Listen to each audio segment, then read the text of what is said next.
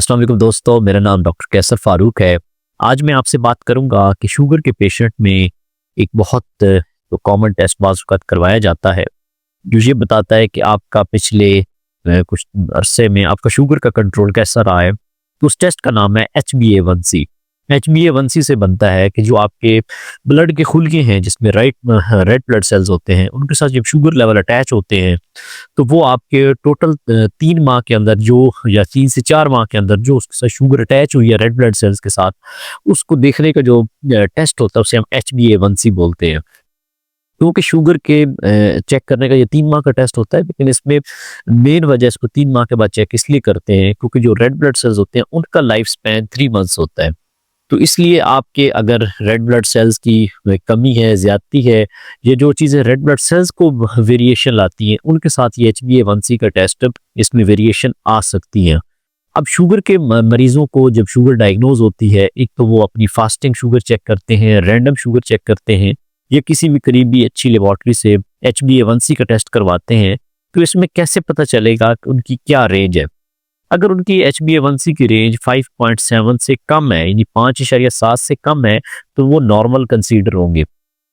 अगर उनका 5.7 5.7 से 6.4 तक आता है, तो ये प्री डायबिटीज की रेंज है। प्री डायबिटीज हम कहते हैं कि इस पेशेंट को शुगर नहीं है, एज सच डायबिटीज नहीं है, लेकिन डायबिटीज हो सकती है। तो ये प्री स्टेज कह सकें या प्री डायबिटीज कह लें, ये वाली रेंज प्री डायबिटीज वाली इसमें 5.7 से 6.4 तक आती है।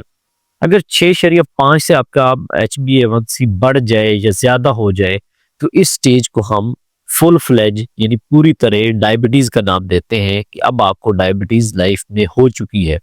अब आप इस HbA1c के टेस्ट को बेहतर कर सकते हैं अगर आप अपनी फास्टिंग रैंडम शुगर लेवल बेहतर करते हैं, और आपकी डेली जो HbA1c है वो आपकी फास्टिंग रैंडम शुगर लेवल्स हैं, अगर आप उनको ठीक कर लेते हैं, तो ये 3 माह वाला टेस्ट आपका बेहतर आ सकता है। कई पेशेंट्स होते हैं कि वो सिर्फ HbA1c करवाते हैं, लेकिन वो अपनी शुगर लेवल डेली नहीं चेक कर रहे होते, और जब 3 माह के बाद वो टेस्ट करवाते हैं, वो देखते हैं कि ये तो 8 पे आ गया, 9 पे आ गया, 10 पे आ गया, तो वो बहुत ज़्यादा परेशान भी होते हैं कि हमारी शुगर कंट्रोल क्यों नहीं हो रही। उनको चाहिए कि वो अपनी डेली शुगर भी चेक करें फास्टिंग रैंडम, ताकि वो उनका डेली एक HbA1c हो रहा हो, डेली आपके लेवल्स अच्छे आ रहे हो। तो ये टेस्ट फिर आपकी इस चीज़ की कारकर्दगी को बताता है कि आपके ओवरऑल 3 से 4 माह के अंदर लेवल्स कैसे रहे हैं, ताकि ये आपके लेवल्स डिटेक्ट हो इस पे, और आप अपनी लाइफ में शुगर की वजह से होने वाली कॉम्प्लिकेशन से बच सकें और इस टेस्ट के वैल्यूज़ को भी बेहतर रख सकें। शुक्रिया।